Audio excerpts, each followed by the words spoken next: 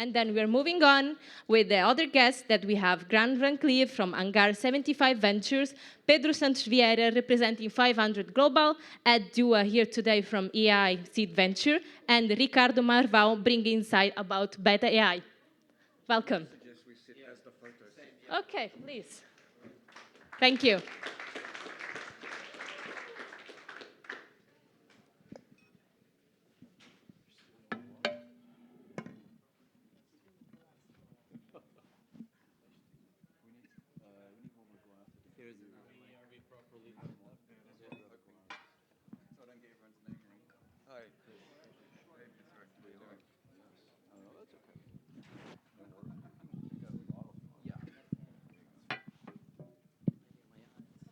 Right, good afternoon, everybody. So our job is to keep you engaged and awake because it's 5 o'clock. This session about pre-seed, is pre-seed dead? I think it's a silly question. Pre-seed plays a extremely important part in the ecosystem of the startup world, as we all know. So the question is really how to do pre-seed well, I would say. Just a quick introduction of myself before I get everyone else to introduce themselves. Chris Burrell, general partner and founder of Funk Ventures. Funk stands for function, if you're a geek out there. So I invest in programmable technology, whether that be APIs or web agents or agentic AI. And I live in Kuala Lumpur. I invest in all of APAC. I was a 4-time exited founder from various different enterprise software companies and saw the light and became a full-time investor in 2019. And now I'll get everyone to introduce themselves one by one, starting with Pedro. You got it. I only exited once, so I'm already at a loss here. Pedro, I'm Portuguese born, spent a lot of time in Silicon Valley. That's where we built our first company. I became an angel investor since then, and then institutional investor later in Europe through Schilling in Portugal, and now a partner at 500 Global. We have a family of funds that invests, 35 funds that invest around the world. The newest fund is the one I'm running now in Eurasia, so that includes Eastern Europe, Baltics, Balkans, but also Caucasus and Central Asia. We do it as we do in most of the other regions with an accelerator program. So we take companies usually at pre-seed, seed stage that are making maybe 5, 10K a month, and we get them to 50K, 100K a month very quickly, get them to the next round, and start getting our returns at that point. So I'm a very hands-on investor.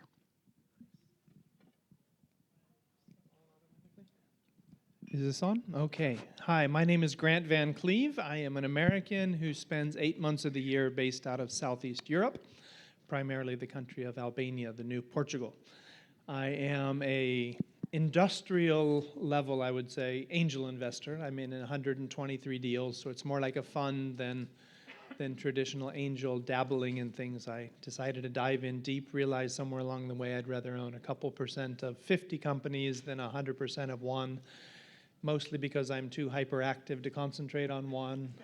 I'm a decent operator, but not a great operator. And I just love the entrepreneurial journey, just love the idea of seeing something, even whatever sector, sector agnostic for diversification's sake, which we've heard a number of times today, but also just because I have the privilege of being involved in that many interesting entrepreneurial stories.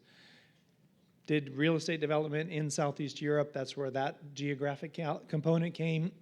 Spent 10 years in California, discovered venture, dove in deep, took it seriously, and now brought that back and can engage the turf, which is Southeast Europe itself being interesting, but as a connector between Europe and Middle East, which I think are at least the eastern and in some ways southern part of Europe, in addition to Middle East, are some of the more interesting emerging ecosystems on Earth, and it's been fun to participate in those. Hello, everybody. Thanks for having me. My name is Ed Dua, and I live and work in Berkeley, California, so in the middle of the Silicon Valley. I've been investing personally for 15 years and currently have my first fund. So I've been fortunate. I've had, from seed investment, I've had 5 NASDAQ IPOs and over 10 unicorns at this point and a fairly long tail of investments. So a lot of it has to do with the networking in Silicon Valley, and my partners who are my LPs and VPs are deeply involved in the fund in terms of building our network. So that's what I do. I continue to do it very early stage. That's what I know. I know if I go out of that, I'll get into trouble. Hello, everyone. My name is Ricardo Marvão. I'm Portuguese. So my background is aerospace. I did over 10 years in the space industry, basically sending satellites to space. Built my own startup in that industry, sold back in 2010, and came back to Portugal. That year, Portugal went bankrupt. I guess you remember with Ireland, Greece, all these. I saw you saw on TV for sure. So we wanted, a few of us, friends, entrepreneurs, we wanted to help out in some way the country. So we started this nonprofit called BTI that basically was one of the main responsible organizations to build the ecosystem of startups and entrepreneurship innovation here in Lisbon. We did like the first accelerators, the first pre-accelerators. We built our own pre-seed fund. We did a lot of the tech events, the first ones.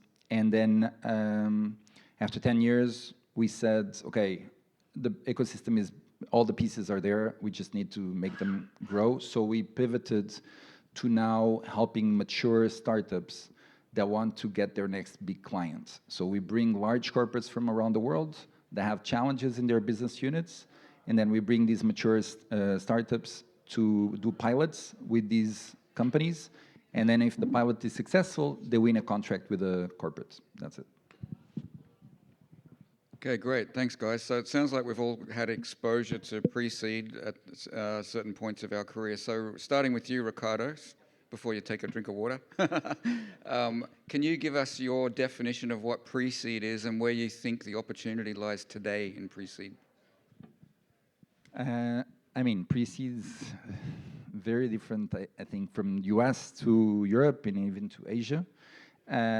But we had a lot of access to pre-seed companies because we started pre-accelerators and accelerators for almost 9 years. We had 2 batches a year. And so we had a lot of startups that were in these like 3, 4 founders, having an idea and having some kind of product, but yet not with a product market fit, and trying to figure out how to actually launch the thing and get the first investment, the first like 50K in the company. The second question was, so where do I see the opportunity? What's the opportunity today? I mean, I think the market changed a lot. I mean, we're not an investor anymore. We did that in 2015 to 2020. And we invested in over 80 startups, 21 million pre-seed fund. But I think we attracted a lot of startups from all over the world.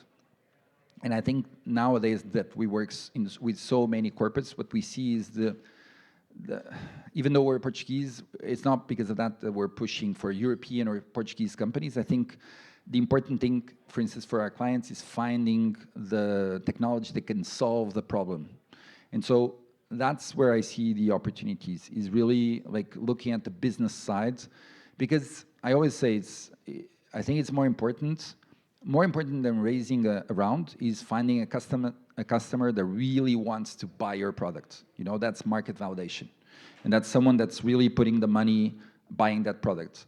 So that's where I see really the change. And we saw so many investments just because people wanted to invest or they had the money.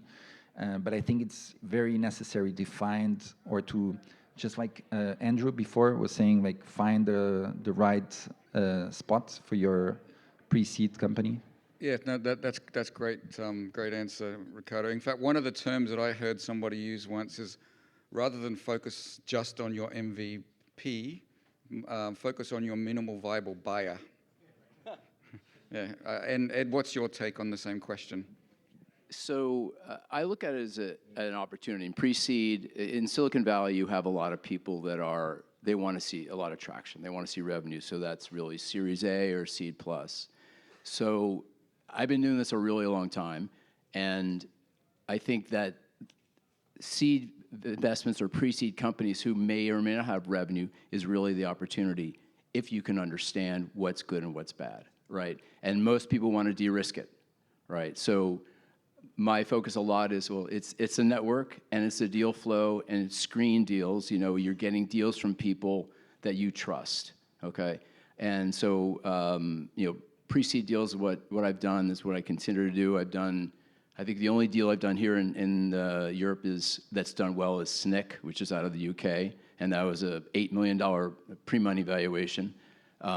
So I think it's just, it's okay. Well, I mean, they're having their issues now for sure, but you know, I think that I mean, this is an amazing time. You know, it's a minefield, but if you can understand the minefield, it's the biggest opportunity, investment opportunity, in my view.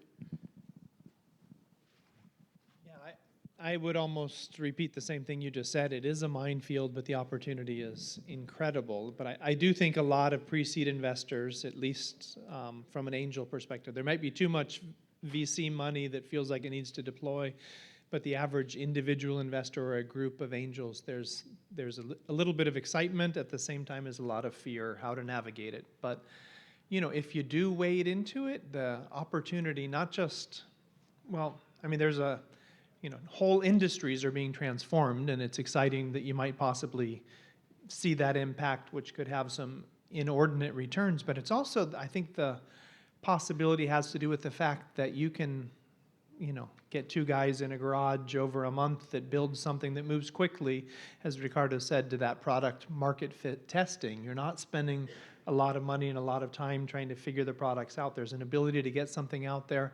You can build it faster, you can close it faster. There's a, you know, there may be deaths, but there's, you could get to an IRR point more quickly. And then I guess related to that on an IRR perspective, there are ways in which already the tools are out there at a level that can impact industries, but not enough people actually producing things that are solving concrete things for companies.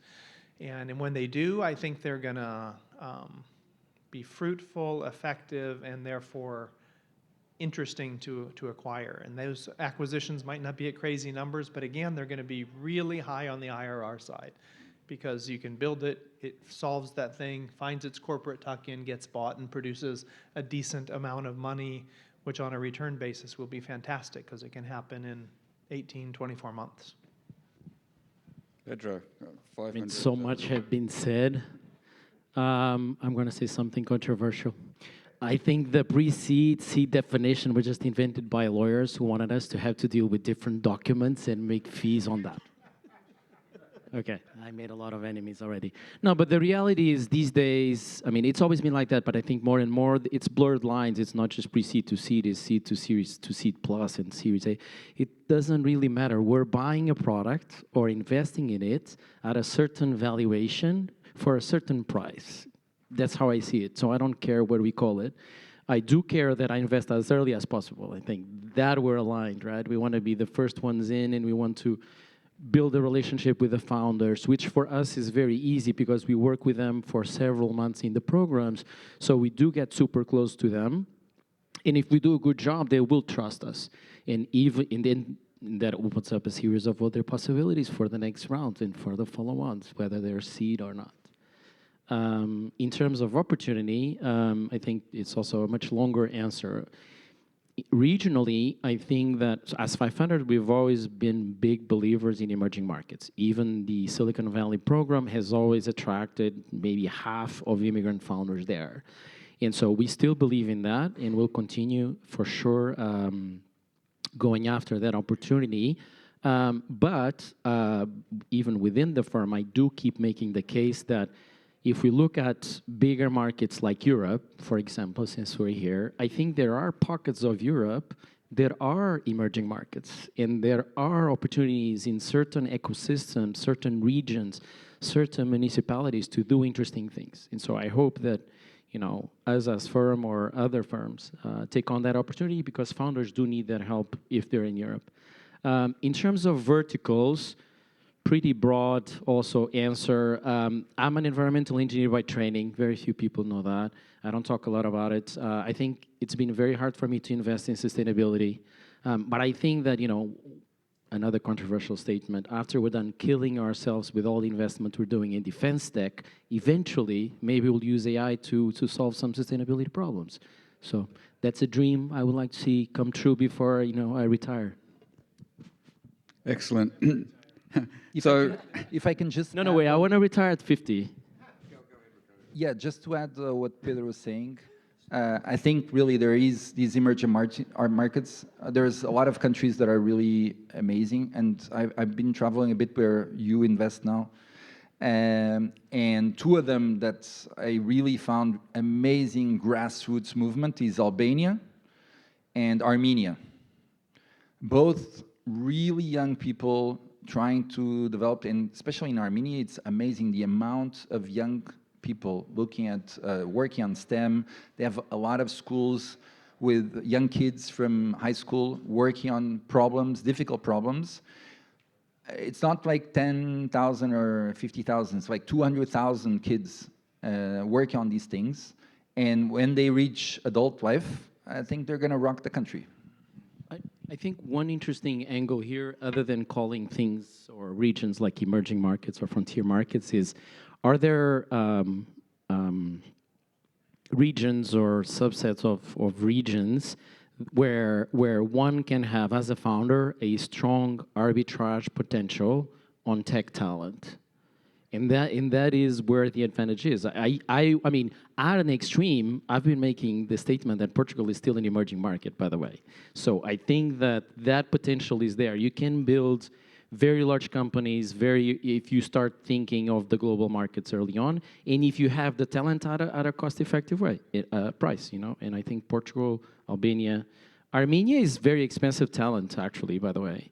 I think there's other countries in the region that have same level of technical capacity, without picking sides, than Armenia. But Armenia does have an advantage, which is their diaspora and the ability to get the products to market faster. So again, to Andrew's point earlier of the distribution channels, Armenia has that. Azerbaijan doesn't have that. Georgia doesn't have that, right?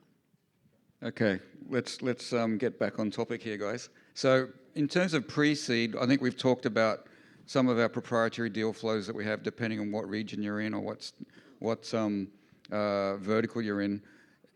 We all know that pre-seed is very risky. It's often pre-revenue or at very early stage revenue, and often pre-product market fit. So what are some of the strategies that you use to try to minimize the risk? Starting with you, Ricardo. I mean, for me, it's not about the idea, it's about the founders. It's meeting the founders, having a relationship with them. It's really understanding what they believe and what they're trying to build, what's the idea behind. And because a very strong founder, I mean, he can pivot and find a way. If it's just the idea and the founder is, and difficult founder or he's an asshole or something like that, then it's difficult. I'll just add on to that. I think where I've made a lot of mistakes in the past is not spending enough time with the founder and seeing whether you like the person, whether the person is honest, and if you spend enough time with them, you meet with enough time, you figure that out pretty quickly. So they've got to be really bright, and they've got to be driven, and that's a really important thing, because startups don't go straight, right? They take this path. Some are really jaggly paths, right? So you really need to, you want to develop a relationship with this person. So to your point, the founder is 90% of it. If I can just add one thing, I'll tell you a story quickly. In 2013, we did our first accelerator here in Lisbon called Lisbon Challenge. And there was a team, two brothers and friends, and they didn't have a product, they didn't have anything, they just had an idea. And our accelerator was, you had to have already like a prototype to start. And they nagged me for like a month. Every day they would appear and, we want to enter, we want to. And I said, no, all the time. Until the end that I like, okay, if you are able to reach the accelerator and by the end of the accelerator you have already a product and you're launching already, then yes. Otherwise, no. And they said, fine, we'll be here, work every day. And they were super, how do you say, disciplined to come every day to work on the thing every day. They won the accelerator. They got into Y Combinator the next day. They had applied and they got in. It's ample market, I guess you know. And it's one of the top startups nowadays, the coming top startups here in Portugal. So I think you never know. I mean, sometimes these guys, when they really want and you can feel it, then you should bet on those. Ironically, my comment on the pre-seed side would actually be to strengthen investor networks that support the pre-seed. It's a little bit of an American answer here, which may or may not apply, but I think that there's enough wisdom in it that there's pretty strong science, I mean, in terms of research, statistical correlation between companies' success and their having attracted an angel round. So it's not just that VCs don't want to go into the highest risking categories, but there's something about attaching early to a group of people who are maybe geographically proximate, that have a bunch of people that open their Rolodexes, as we say, who are willing to give ongoing wisdom. But also the angel investors have a significant higher return than those when they invest as angels as a group versus investing individually. That's something about that shared collective wisdom, exercising intuition based on years of business experience, which actually produces an ability to pick, with an uncanny success. Now, still, 3 out of 4 die, but that's better than 4 out of 5 or 5 out of 6. And if you're going to get over those hurdles, which makes pre-seed bearable, at the earliest stages to still produce a decent chance of return, I think we have to concentrate just as much on the investor side and how to do that well. And in many cases, the best results come from investor groups. And I also don't think that any of that changes from this AI revolution. It could be that the founders get a little further and they can do some of it themselves and they might deserve a higher valuation. There's nuances in that, but that whole process of what it takes to build all the rest of that business and how people with existing business skills can discern that likelihood of them achieving that still exists. So, Pedro? Sorry, I was trying to look for my cheat sheet here, but I couldn't find the statistics. But I think, yeah, all of the above. We do care a lot about founder attitude and how malleable and coachable they are. And I have, from my experience, I was telling this to Ed, I almost have already like statistically significant data that proves to me that the founders that I invested against my gut, because they were arrogant or they were like not good listeners, they failed faster than the others. So now I'm more and more aware of that. I think the follow-on capacity is super important because a lot of these things, die on the beach. So the fact that you give them a way into the next round, it's like super critical. And then one last thing, maybe the first one for us when we work with the founders is we tell them, we don't care about your technology, and eventually we'll talk about AI, and I'm going to say I don't care about AI, but we don't care about your technology. What we care is who are you going to sell it to and how much is that entity or individual going to pay for it? It's like your concept of minimal viable customer.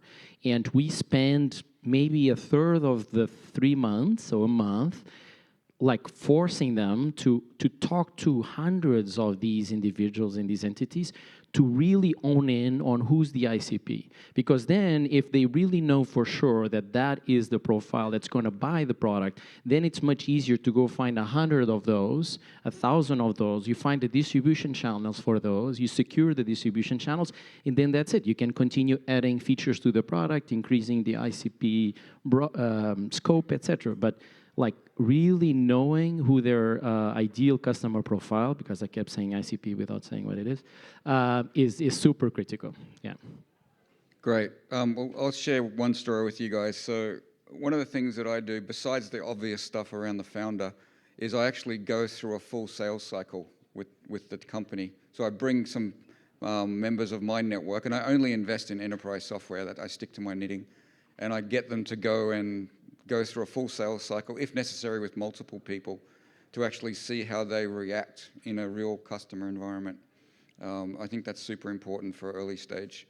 Okay, so yes, we are going to do the AI thing. We've got 5 minutes, so I want everyone, yeah, just a few lines, starting with you, Ricardo. Where do you think AI changes the pre-seed game?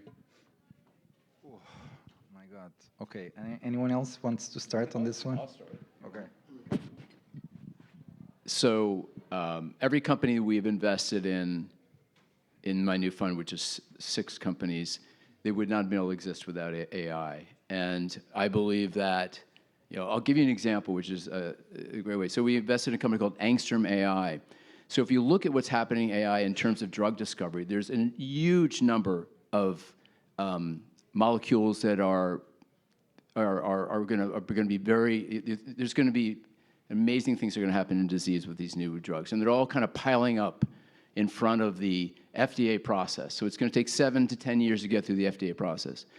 Angstrom AI is basically going, and they're trying to shorten that. They're going into, and this is one short vertical, one small slice, they're going into the labs, into the wet labs, and they're looking at the wet labs, and they're taking these experiments, and they're bringing it within the computer. So it's shortening the time frame, and it's shortening, and the costs are reducing. So you're going to see a bunch of slices in areas like that never would have existed in the past without AI. So you're going to see it. It's going to basically every industry across the board in different ways. Some more extreme than others.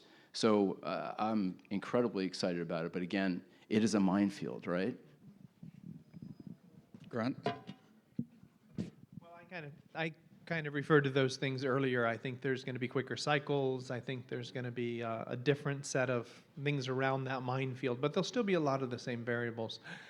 I think that it's going to lend itself to some founders getting further and skipping pre-seed, which is, got to be aware that if you really want to catch everything, you might have to come later, or you'll just admit you're going to miss a few of those things. And I also think it probably lends itself to startup studios. There's people that if you can get the ideation, find the subject matters, that come up with where the needs are, the actual building of the product's going to be easier. So that I said that earlier, you can bring things to market, the founders that you have, but it also may mean that we skip founders. So a way to get into that space might not be traditionally through venture into founders. It may be through building out ventures. But those are sort of on the margin. There's going to be a little increase here, a little decrease there, and I think that'll affect the industry at some level. I think that if AI is going to kill anything, it's going to be seed. I think that the future of AI includes a lot more at the layer level, and I think to start a pre-seed company, there's a cost burden that still needs to be sponsored by pre-seed investors or supported by pre-seed investors, and you're going to need that. But with that pre-seed, I think the likelihood of a company using AI properly to grow to a Series A is now much higher, and so that's why I'm saying I think if anything's going to die is seed, and you go from pre-seed to growth very much faster. So That's a really good take. Yeah, Ricardo. Yeah, I mean, they already said everything. So I'm just going to take on something that we've been looking at for the past few months, which is a bit the side effect of AI. So we had an interesting conversation with NVIDIA a few months ago, where they basically were saying someone has to start looking at the excessive heat coming out of what these processors put on the AI factories. Because like data centers, one rack in a data center will spend about 7 to 8 kilowatts of energy. Today, these AI chips on an AI factory spends about 120 kilowatts a rack. And the new chips that will come out from NVIDIA in 2 years will spend 1 megawatt per rack. That's like 100 times more energy than data centers. And so one is, how do you actually find the energy for these AI factories? And I don't see them plugging into the normal energy supply. And then the second one is how do you channel all these heat? You need like new infrastructures, new materials, new cooling systems for these factories. And so it's a side product of AI, but I think there's a lot of innovation coming out of that as well. Okay, that's great. I think that's a wrap, guys. Thanks so much for everybody.